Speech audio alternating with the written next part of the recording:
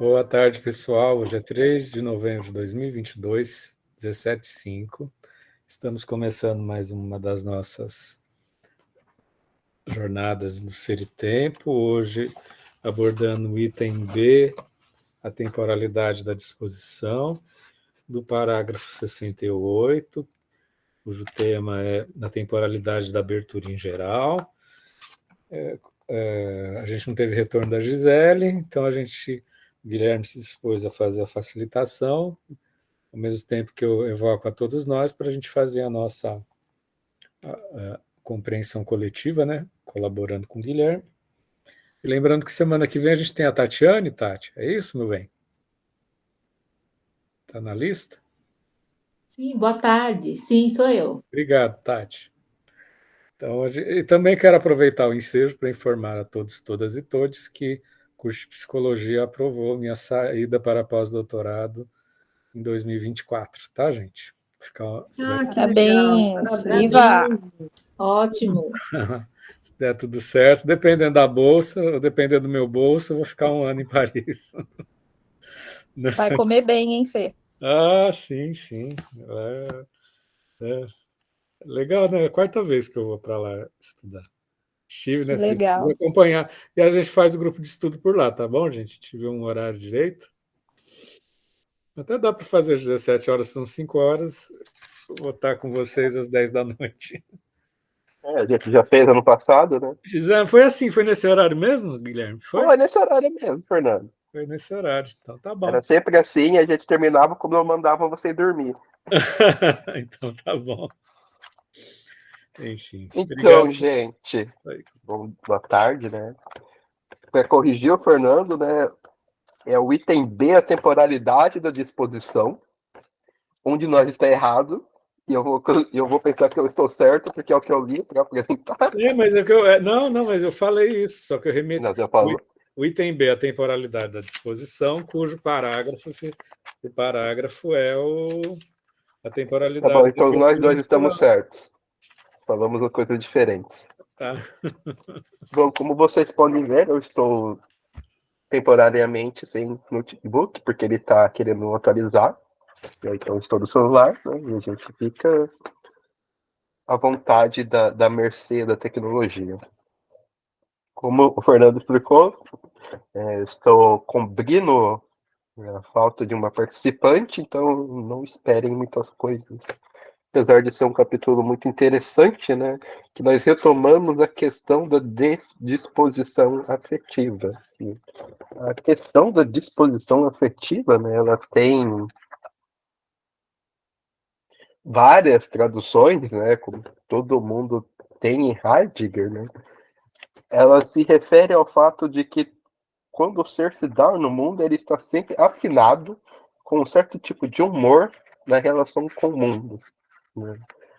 Nós temos, então, né, essas grandes traduções, né, disposição afetiva, afetividade, atmosfera afetiva, tem mais uma outra que eu não me lembro, né, tem uma que traduz como afetação, mas o que está em jogo é que existindo o ser está sempre sintonizado com algum tipo de humor primordial em relação às coisas, né.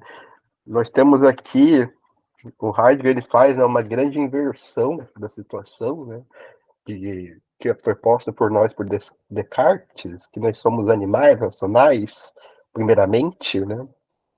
Ele fala que não, a nossa relação primeiro com o mundo é uma relação afetiva, não uma relação de razão ou relação de representações, né, como nós podemos ver mais tarde, né, no livro. Dentro desses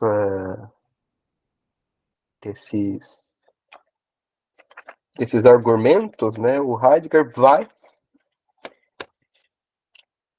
deferir, né, a questão da disposição afetiva, né, de um mero estado de humor, né. Ele vai falar, então, que estados de humor são sempre colocados como aquilo que dá um certo colorido na experiência, né, que deixa situações melancólicas, felizes ou não, né, como se o que tivesse em jogo na situação fosse o como eu percebesse as coisas do jeito que elas estão. Nós temos, então, no Heidegger uma situação mais à parte, né? Que a afinação é o que abre o campo da aparição. Né? Quando eu estou disposto afetivamente, as coisas aparecem para mim de certas maneiras. Não o oposto, não a afetividade ela não vem de mim, ela vem do encontro daquilo que eu sou com os fenômenos do mundo.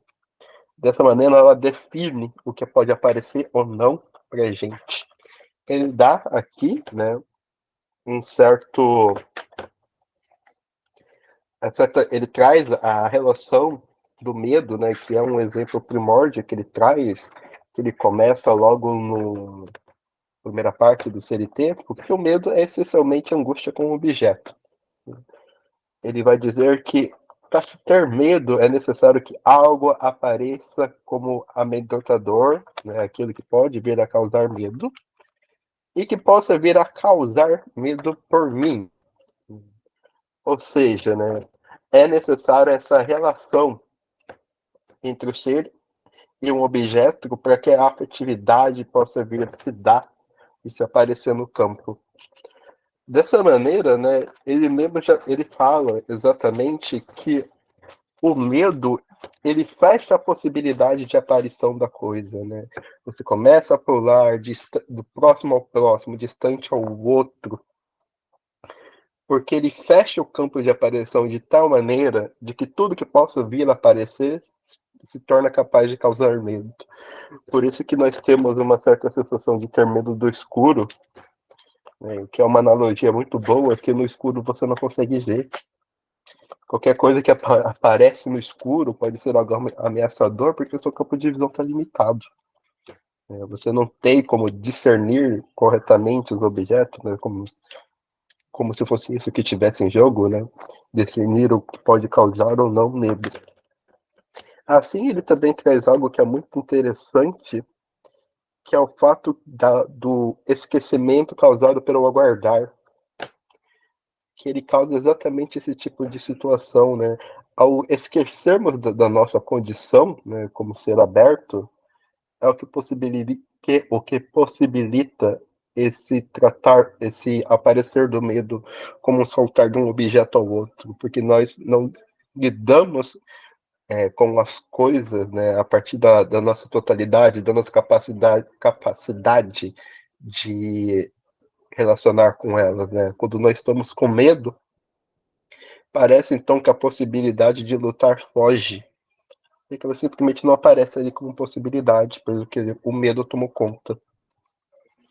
Ele vai então, né, mais para frente, tratar da tonalidade da angústia, uma vez que, caso vocês não se lembrem, né, angústia ela não possui objeto, né? Angústia você simplesmente sente ela. Mas por que ela não pode ter objeto? Porque o que a angústia, ela se angustia com o fato que nós somos seres lançados no mundo. Nós não temos nós não temos definido a nossa medida a priori, e por isso nós sempre temos que nos decidir pelo aquilo que nós somos. Portanto, né, o que de fato se angustia na angústia é aquilo que nós mesmos somos. Por isso que ela não pode ter um objeto. Simplesmente se angustia quando se percebe a condição, né, a condição do ser humano. Por isso nós temos, então, uma própria ideia de uma angústia imprópria, né, que a gente fala que a gente pode se angustiar com coisas que estão acontecendo na nossa vida, o que não é muito bem o que o Heidegger traz dentro desse parágrafo. O que está mais propriamente em questão na angústia, né, ao contrário do medo, é que ela também é como uma disposição abertura, uma disposição afetiva, um certo tipo de abertura do campo, né? Uma vez que o que a angústia ela remete não é um objeto, mas sim o ser da maneira que ele é, nós estamos aqui então, né, confrontados com a totalidade da existência de uma maneira da qual nós não podemos escapar dela. Nós nos angustiamos exatamente com a questão de que, não tendo medida, de ser, nós temos que encontrar um jeito de lidar com a nossa vida. Ou seja, né, nós somos inerentemente responsáveis com nós mesmos. Dessa maneira, ao contrário do medo, a angústia ela não é um afeto que fecha o campo de aparição das coisas, mas muito pelo contrário, ela o abre radicalmente. Daí que vem o sofrimento da angústia. Você se vê, você se vê confrontado com a sua possibilidade como possibilidade. Ao contrário, né, como ele mesmo diz, né, a angústia se libera de possibilidades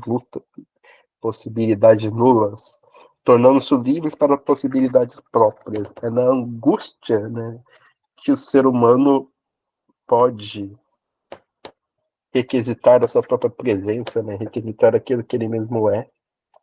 O que é muito interessante, né, porque no palavreado comum, a angústia ela pode aparecer, né, como um sentimento paralisante, né?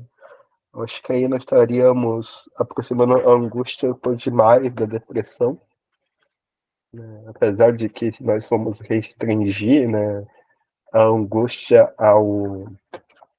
se nós formos restringir a depressão, o que o Heidegger faz apresenta em Ser e Tempo, nós vamos associá-la à angústia, né? Mas eu acho que ela tem muito mais a ver com a disposição do tédio do que propriamente com a angústia.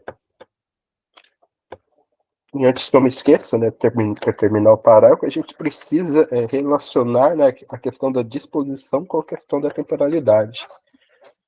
Ora, se a disposição é o que abre o campo de relação, né, com as coisas, ela está relacionada com a temporalidade na medida em que nós podemos, né, antecipar as coisas, né, que podem vir a acontecer com nós e lidarmos com elas no nosso próprio campo existencial presente. Isso está muito presente, como ele diz, né, no medo. O medo ele tem muito a ver com um dano que pode vir a ser causado para mim no futuro. Mas mesmo esse medo estando no futuro, né, sendo um medo um dano impossibilidade, né, tudo aquilo que eu sou no momento já se estrutura ao redor desse medo, as possibilidades se fecham, né? O passado, né, aquilo que nós já experimentamos, desaparece. A mesma coisa com a angústia, né? Quando a angústia nos depara com o vazio, o que nós mesmos somos, tanto o futuro, o passado e o presente, eles se fazem presente no instante. Nós somos capazes, então, de colocar em jogo tudo aquilo que nós somos e podemos vir a ser de uma maneira, né, podemos, então, pela primeira vez, rearticular aquilo que nós mesmos somos. Bom, eu acho que é isso. Infelizmente, não consegui preparar nada maior, mas vamos ver. Obrigado, Guilherme. Um capítulo muito instigante. Tua facilitação sempre abre horizontes, né? E estamos abertos para partilhas, né? Tem umas partilhas meio afetivas aqui, né? Antes eu quero só informar, porque chegou mais gente, o curso de Psicologia me liberou para pós-doutorado na Universidade de Paris a partir de 2024, tá, gente? Então, queria agradecer, compartilhar essa jornada com vocês. Espero que a gente continue o encontro de estudos em 2024 também, tá? Só que eu vou estar em outro lugar. Né? Mas, enfim. Obrigado, gente. Eu acho que esse capítulo me mexe com alguns afetos, assim, não é tanto da leitura do Heidegger, né? Há um certo tempo atrás, eu confundia muito medo com angústia, né, gente? Não sei se isso tem sentido para vocês, né? E outro tema que me evoca aqui é que o medo, é claro que ele cita o exemplo do escuro aqui, mas existe um medo ontológico, né? O medo de si, né? Que obscurece horizontes, que dificulta a gente promove esquecimento, né? Essa questão do esquecimento na articulação com as angústias ou com os limites do próprio pensamento, né? Quando a gente tem medo, a gente limita a nossa investigação do ser, né? As nossas interrogações, né? Eu senti esse parágrafo muito afetivo nesse sentido, né? E esse ponto de vista do extático, né? É sempre bom pensar que a extase, né, é sempre essa abertura do presente, né? Essa abertura do presente, na qual o temor emerge, na qual as relações de angústia emergem, né? E, enfim, né? O esquecimento inerente ao temor, isso é algo que eu estou trazendo dessa leitura, assim. Eu tinha me dado conta que o temor é esquecimento, até não usando uma palavra que não está aqui, essa alienação do medo, né? Como o medo é alienante, né? Como o medo nos paralisa e assim, tem uma tensão que esse capítulo me abriu para outras questões, não estão exatamente no texto, né? Às vezes tem certas correntes que dizem que o medo é instintual e que muitas vezes ele nos defende das agruras da realidade, né? Mas o medo também pode nos levar ao esquecimento, né? Inclusive pode ser um mecanismo de controle, né? Incitar o medo da população diante do novo, né? A gente vê metade dos brasileiros tendo medo num governo de esquerda, por exemplo, né? Então, o medo é um elemento de apropriação biopolítica também, né? As minhas colocações são mais afetivas dessa minha leitura, tá, gente? São breves, breves, mas não quer dizer que não sejam intensas para mim, né? Eu acho que esse parágrafo me despertou essa intensidade afetiva, né? Não sei se tem sentido afetivo para vocês.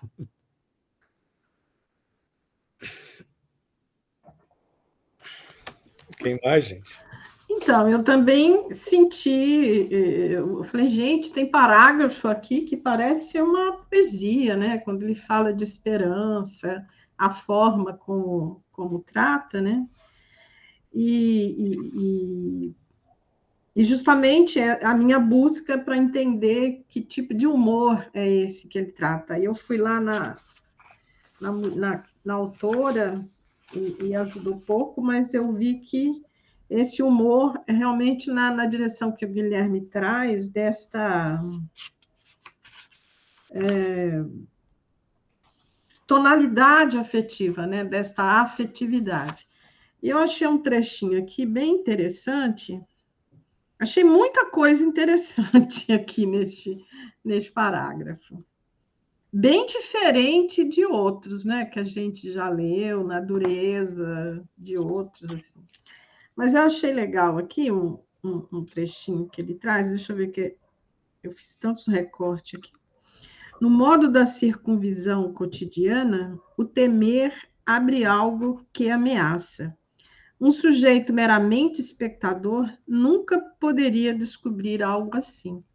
Então, esse temer também está no sentido desse envolvimento, né? Se eu me coloco só como espectador, eu não vou viver essa experiência. Então, eu estou ali no meio da bagunça e aí o temor surge. Mas se eu olho, eu fico imaginando igual ver um filme de terror, apesar de que eu não dou conta de assistir um filme de terror sem me colocar lá dentro e ter medo.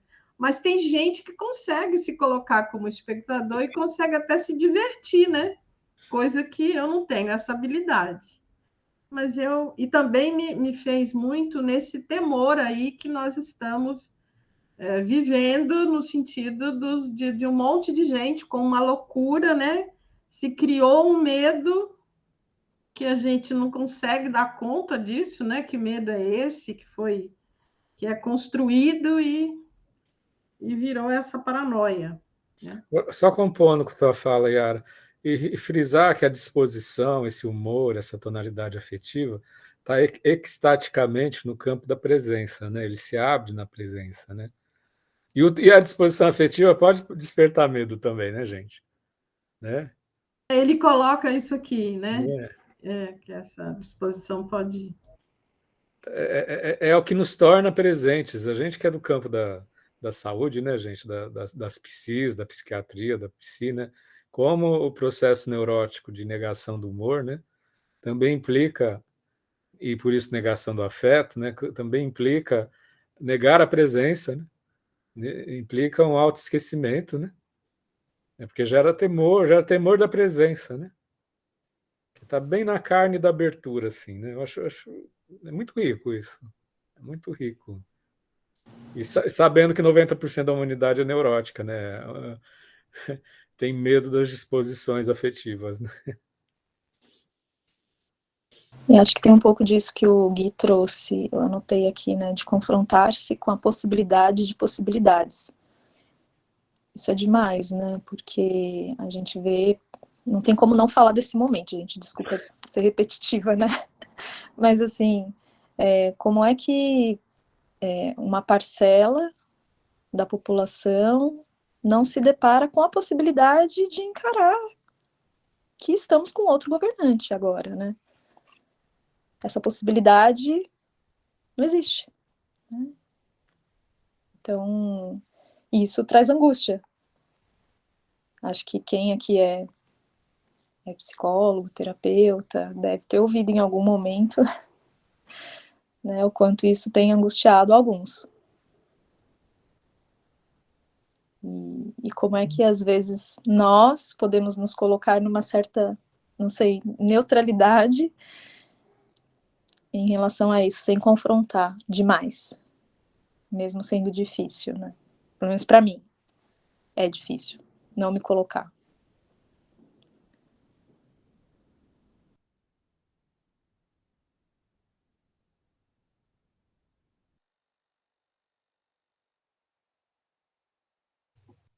Eu acho que compartilhando um pouco da sensação, gostaria de trazer algumas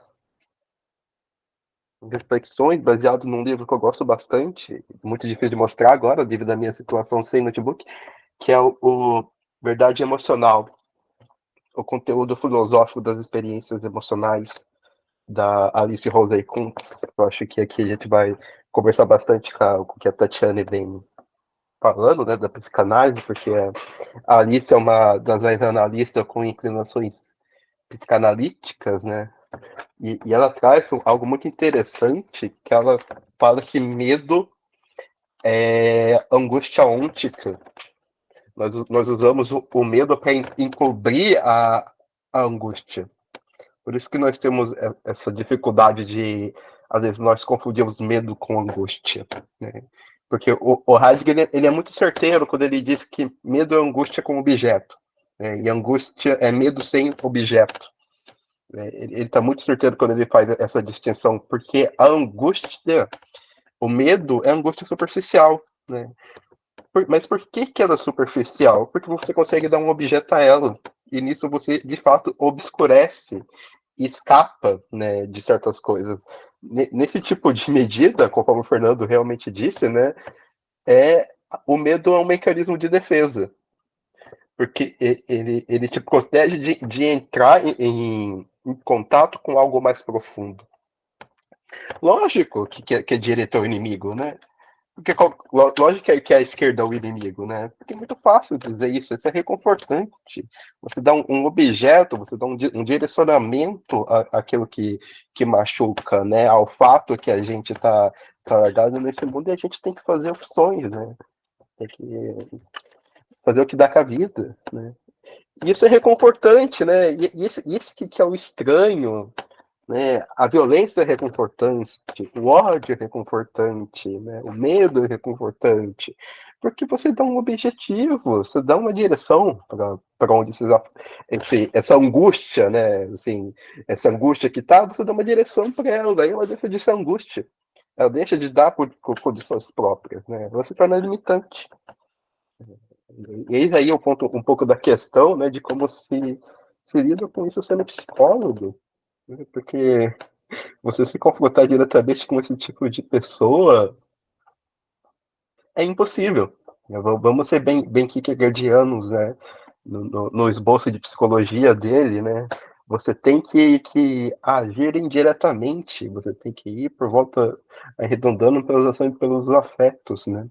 E é por isso que a direita ela é muito bem estruturada. Ou gente para saber lidar com afeto, né? Eles têm uma capacidade assim de lidar com afeto de gostaria de aprender com as pessoas de direita, me parece que elas sabem muita coisa e não compartilham com a gente. Algo que a esquerda não tem, né? O que a esquerda tem é uma racionalidade academicista capaz de pensar as coisas. Isso não é o que ninguém deseja. A gente acabou de ver, né? Como Heidegger mesmo diz, né? A racionalidade ela só pode surgir num afeto cotidiano médio, né? Num certo tom de diferença. Nós não estamos, e as pessoas em geral não estão em certo afeto de indiferente. Eles estão com medo, eles estão com raiva.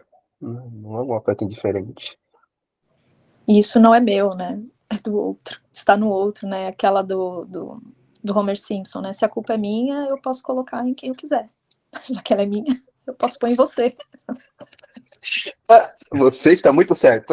Exatamente isso. Se a culpa é minha, eu posso colocar em quem eu quiser. Eis é realmente a coisa, né? Porque aí a culpa não vai ser minha.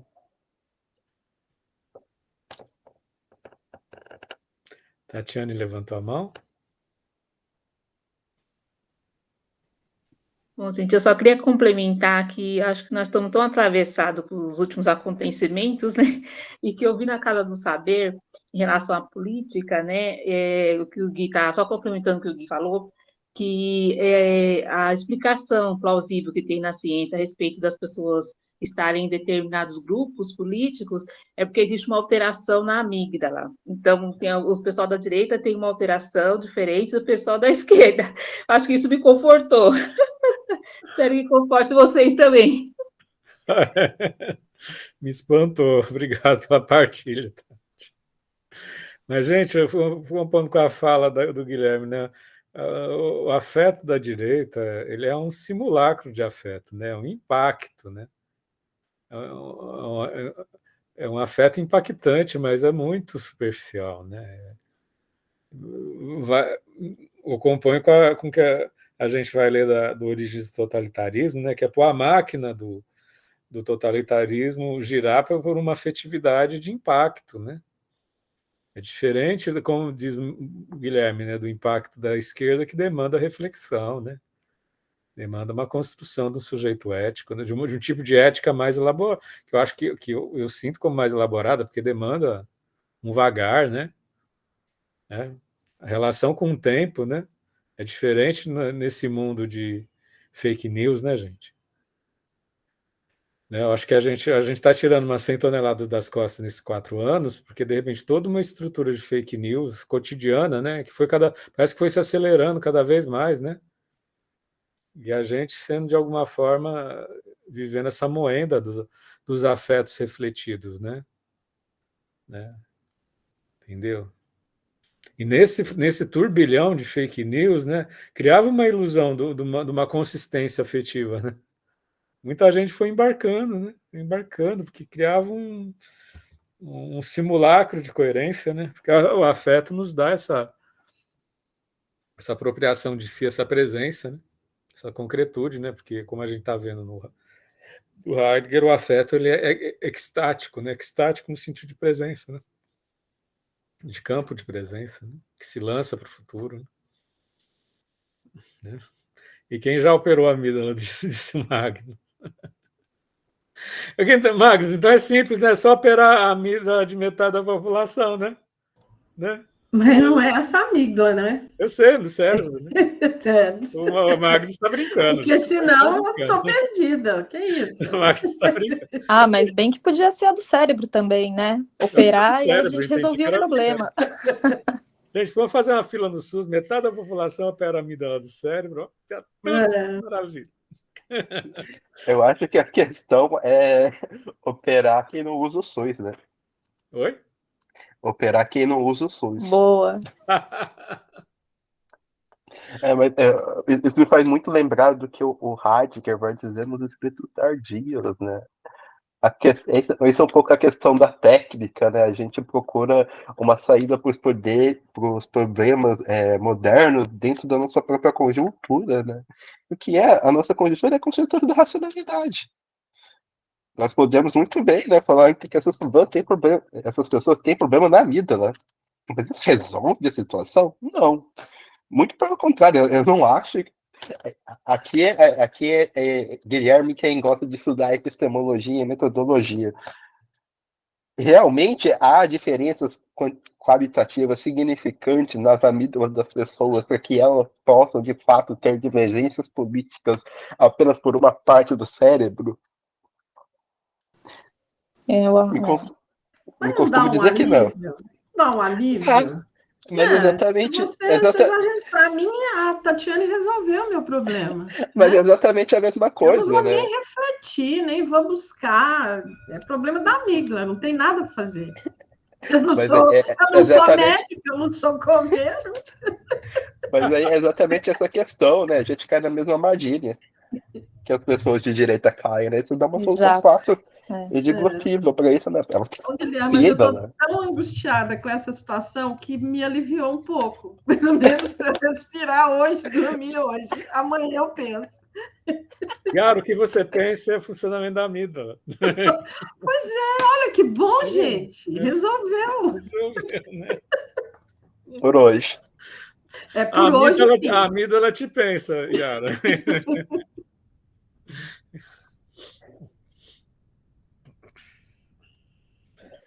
Pois é, gente, é um pouco disso, né? Vivemos em tempos sombrios, como diria Hannah Arendt. Sim. Gente, acho que o Magnus levantou a mão aí, nós atravessamos o caminho dele. Além do mais, oi, Magnus, seja bem-vindo novamente. Faz tempo que você não aparece.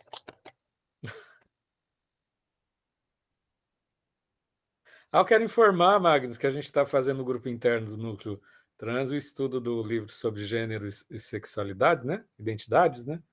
Que será um intervalo de 6 encontros que a gente vai fazer quando a gente acabar o Ser e Tempo, para depois começar Hannah Arendt, tá, gente? Já antecipo, tá, gente? Já vamos começar a ler Hannah Arendt, tá, gente? A gente vai montar. Eu vou sentar com o Guilherme e com a Marcela para a gente montar direitinho a tabela, desde já. Mas é bom a gente já, assim que a gente apresentar a tabela, em breve a gente vai apresentar. Né? A gente conversou Guilherme, Yara e Marcela, né? Em termos de horizonte, a gente tem 3 grandes blocos nesse livro. Tem o bloco do antissemitismo, o bloco do império e o bloco do totalitarismo. A gente está pensando em fazer uma introdução com artigos gerais sobre origens do totalitarismo e, num primeiro momento, centrar num terço do totalitarismo, porque o livro tem 600, quase 600 páginas, né? Então, a gente leria uns 3 artigos gerais sobre o livro, e depois a gente focaria na terceira parte, que vai dar umas 200, né? Então, e se for o caso, a gente retoma as outras partes, intercalando com algum outro livro que aparecer no horizonte da gente. Né? Foi isso que a gente conversou, Yara, Guilherme, né? Semana passada. E essa semana informo que eu fiz um curso sobre Hannah Arendt na revista Cult, tá?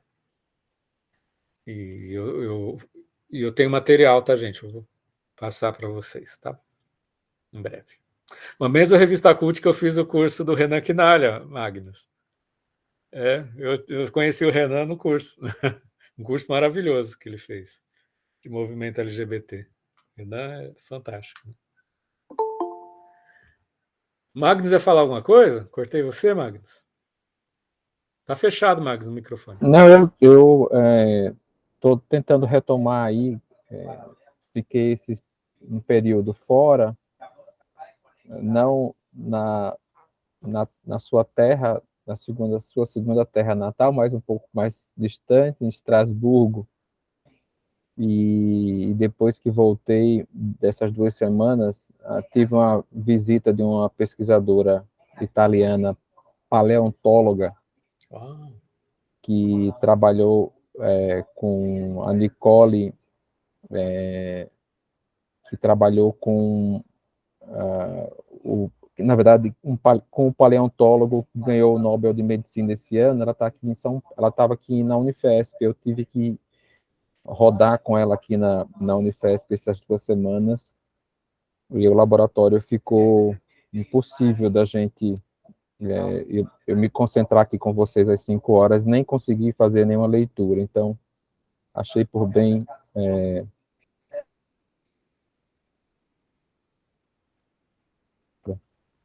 e também coincidiu com esse estresse, né, que todo mundo viveu, dessa eleição, não foi fácil. Fiz até um pico hipertensivo, quase parava no pronto-socorro, por ouvir uma discussão de 2 vizinhos que me deixou bastante infeliz, né, com esse país que a gente está construindo aí. Mas, enfim, já estou melhor, já estou voltando a temperatura e pressão compatível, né, com a vida, a partir dessa vitória suada aí, do dia 30 para cá. Eu tenho ouvido mais a minha avó, né, com toda a sabedoria de uma pessoa de 96 anos, dizer: você não pode esperar muito do ser humano. Tipo assim, o erro foi seu que esperou muito, né? Você não esperar do esperançar, né? Do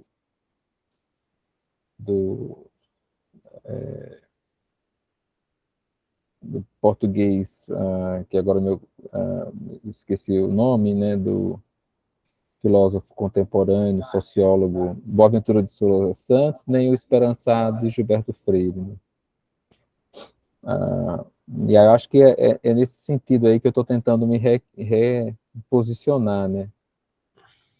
Construímos uma sociedade consumista, superficial, né, de valores líquidos, de vidas virtuais, e aí a gente pavimentou muito mal, eu acho, que essa última geração, né?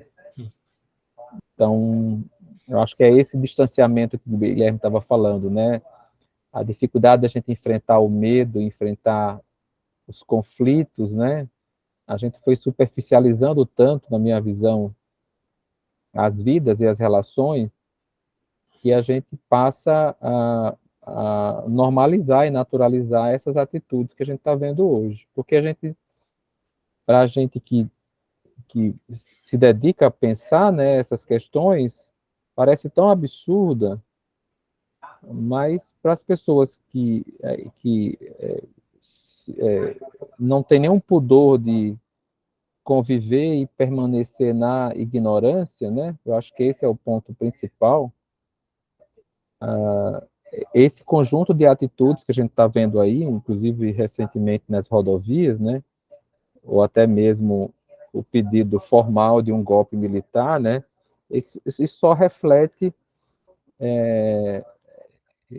esse outro normal que eles aprenderam a constituir como padrão, né? Na verdade, a gente esperou muito dessa geração que a gente ajudou a formar, né?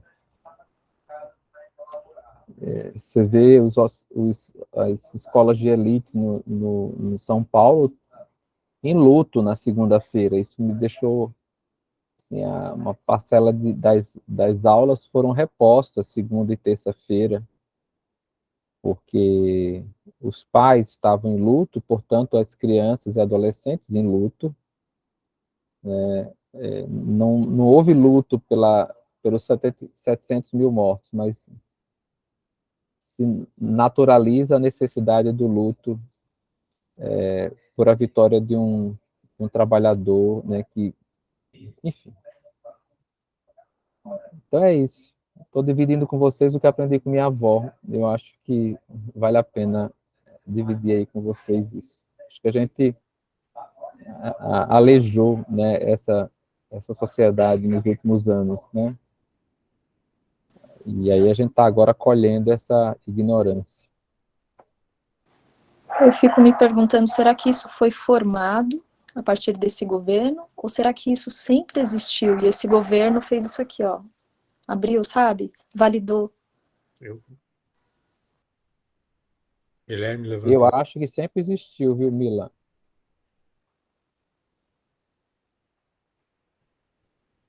Eu também.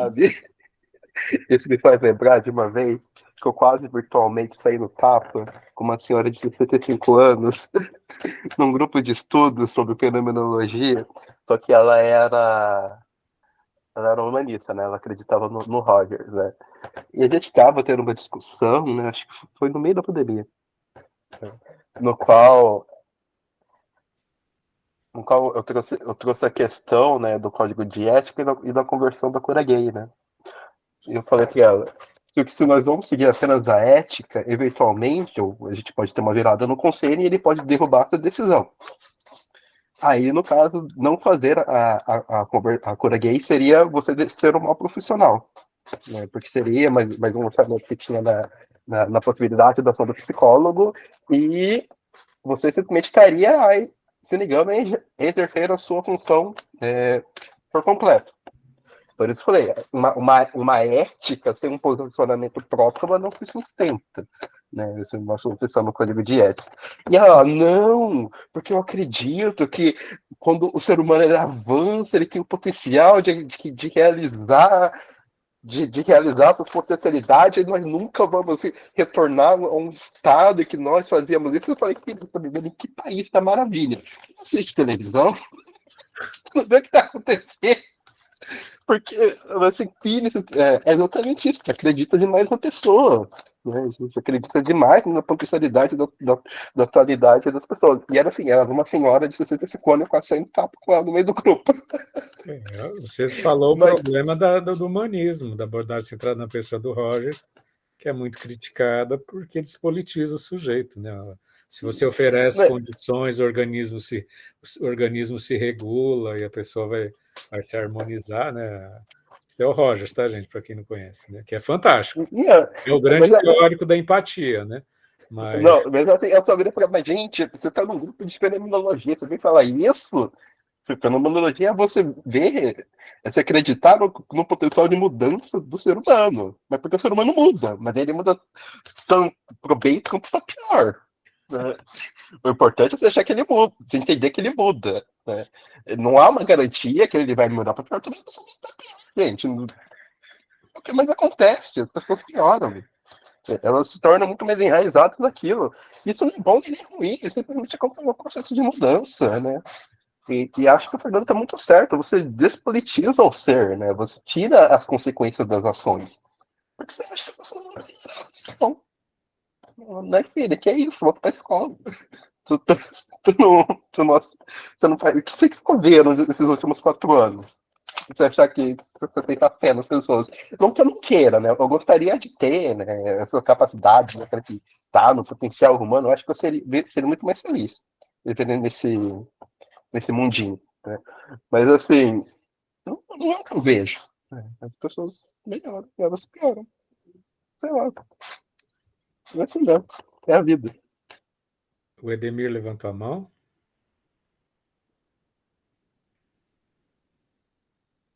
Edemir? O microfone está fechado.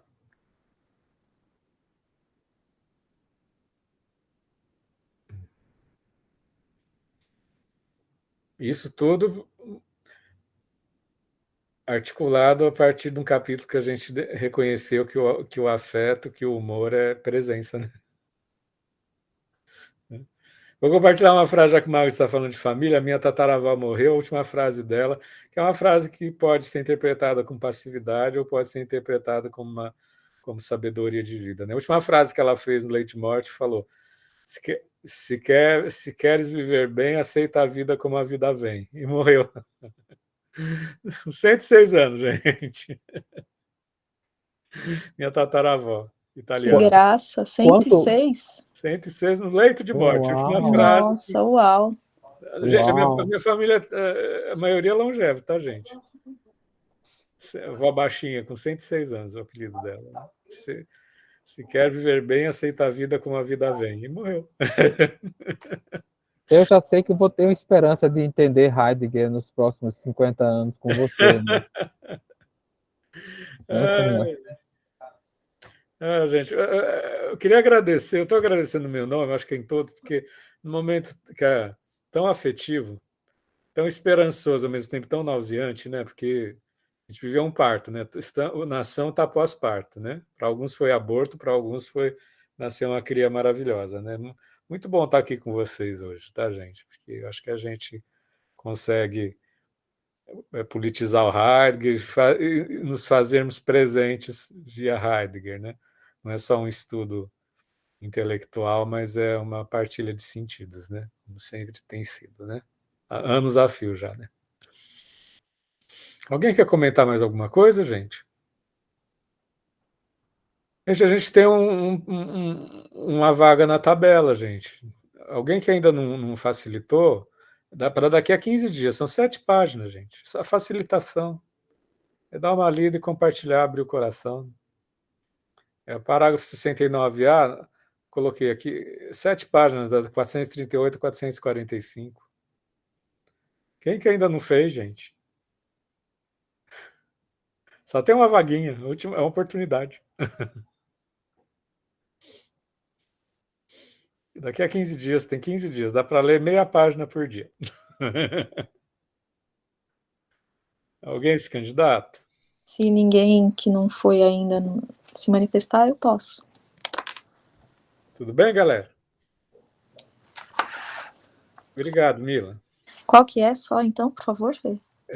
Parágrafo, tá no chat. Parágrafo tá bom, 69, eu pus ali no chat. Tá bom. Certo, gente? Então, acho que é isso, gente. Obrigado pela partilha mais uma vez. É sempre muito afetuoso estar com todos vocês, como o nosso afeto em conjunto é maravilhoso, tá? Vamos encerrar a gravação e a gente conversa mais um pouco, se for o caso.